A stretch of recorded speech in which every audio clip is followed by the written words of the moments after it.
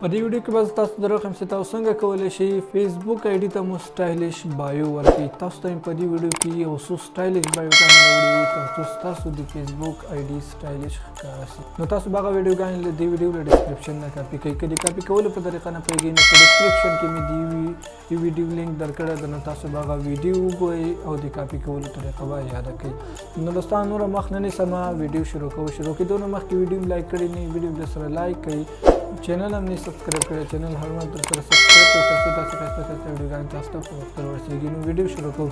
نو تاسو به دوستانو اول بایوګانې کاپي کړئ. که د کاپي کولو په طریقه نه پوهېږئ نو ډسکرپشن کې ویډیو شته، دا ویډیو به وګورئ او تاسو به دغه کاپي کړئ. نو چې کله هم کاپي کړو بیا به خپل فیسبوک را خلاص کړئ.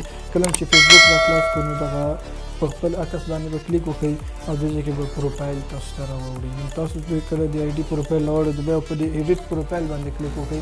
کله چې د ایډیټ پروفایل باندې کلیک وکړئ بیا په دغه بایو لیکلي دوستانو نو دې ځای کې په ایډ باندې کلیک وکړئ او په ایډ باندې چې کله کلیک وکړو نو دې ځای کې به دغه بایو ورته پیسټ کړئ. نو ما دلته یو بایو کاپي کړې ده او دغه ورته پیسټ کوم. نو ما دغه بایو ورته پیسټ کړله، بیا به لاندې په دغه سیف آپشن باندې کلیک وکړئ. کله چې په سیف آپشن باندې کلیک وکړو نو دغه بایو به تاسو سره دلته ولګېږي.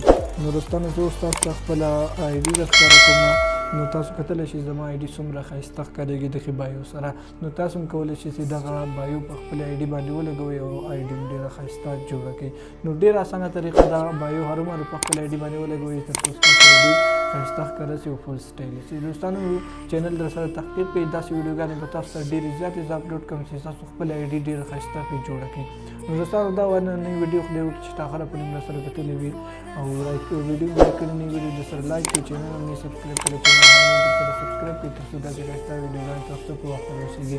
نو مړایږو په داسې نورو ویډیوګانو کې ښه ده، باد او بریالي اوسېږئ. د خدای په امان.